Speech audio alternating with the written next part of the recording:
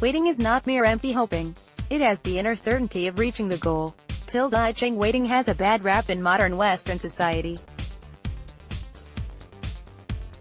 It's not surprising that I had to look to an ancient Chinese text, the I Ching, in order to find a suitable quote to begin this article. We don't like to wait.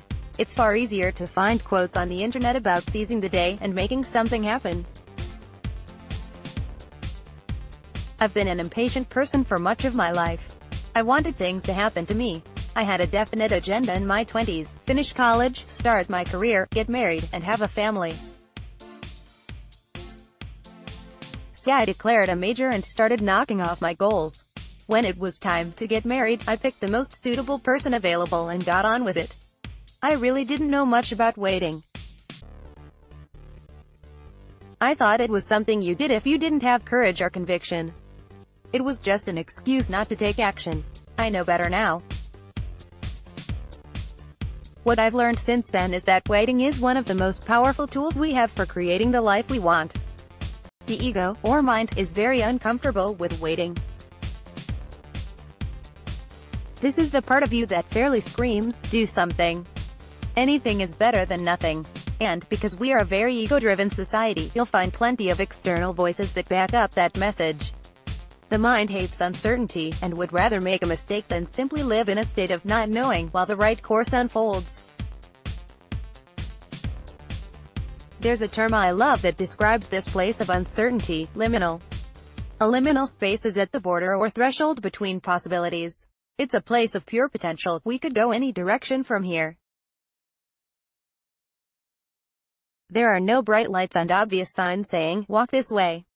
Liminal spaces can be deeply uncomfortable, and most of us tend to rush through them as quickly as possible. If we can slow down instead, the landscape gradually becomes clearer, the way it does when your eyes adjust to a darkened room. We start to use all of our senses. The ego wants a brightly lit superhighway to the future, but real life is more like a maze. We take one or two steps in a certain direction, and then face another turning point. Making our way forward requires an entirely different set of skills, and waiting is one of the most important. There's a proper timing to all things, and it's often not the timing we want now, or maybe even yesterday.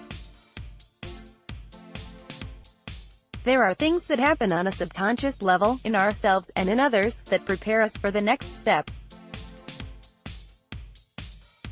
Oddly, when the time to act does come, there's often a sense of inevitability about it, as if it was always meant to be this way. Look back over your life and you'll see this pattern. First, look at the decisions that you forced. How did those turn out? Then look for times when you just knew what to do, without even thinking about it. What happened then? The key to the second kind of decision is waiting for that deep sense of inner knowing. That doesn't mean you're certain that everything will turn out exactly the way you want it, or that you don't feel fear.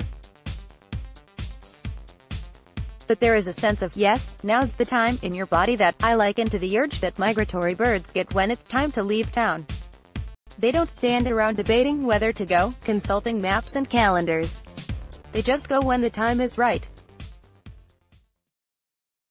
We're animals too. We can cultivate that inner sensitiveness that lets us simply know what to do when the time is right. But to do that, we have to unhook from the mind.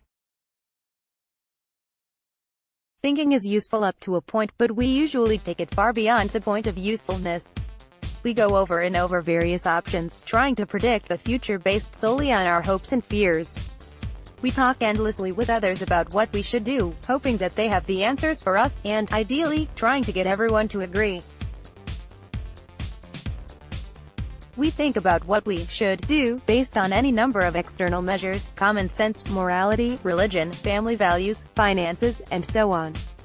And then usually we add this all up and just take our best shot. A better way is to take stock of what you know, and, even more importantly, what you don't know, and then, wait. If there's some action that calls to you, even if it's seemingly unrelated to the question at hand, do it. Then wait again for another urge to move. Wait actively rather than passively. That means, keep your inner senses tuned to urges or intuitions. Expect that an answer will come. As the I Ching says, wait with the inner certainty of reaching the goal. This is not the same kind of dithering and procrastination that come when we want to try something new but are afraid to step out into the unknown. If your intuition is pulling you in a certain direction and your mind is screaming at you to stop, by all means ignore your mind. There's a subtle but very real difference between the feeling of fear, which holds you back from doing something you long to do, and misgivings, which warn you that a decision that looks good on the surface is not right for you. In both cases, look for and trust that deep sense of inner knowing, even if your thoughts are telling you different. A friend once told me that her father's best piece of advice to her was, deciding to get married should be the easiest decision of your life. How I wish I had known that when I made my own, highly ambivalent decision. My head was telling me that this was the sensible thing to do, and he was a good man. My gut, however, was far from on board. I still vividly recall the many inward debates I held about whether to marry him, and even the dreams I had that revealed my inner reluctance. Unfortunately, I went with my thoughts over my instincts. Now I know this: if you have to talk yourself into something, try waiting instead.